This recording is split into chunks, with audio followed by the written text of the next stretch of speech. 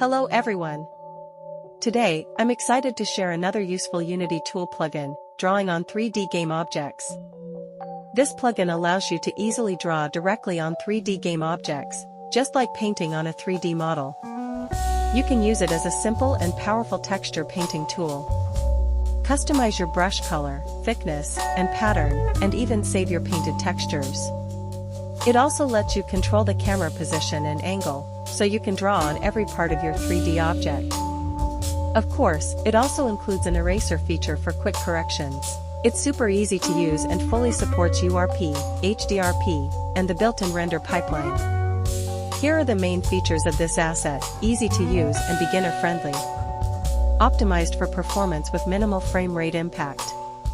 Customizable brush color, size, and pattern. Ability to save painted textures. Includes an eraser function. Camera position and angle control for flexible drawing. Supports URP, HDRP, and built-in pipelines. Comes with a clean demo scene. Includes reliable after-sales support. I've placed the purchase link in the video description and pinned comment. I hope you find it helpful.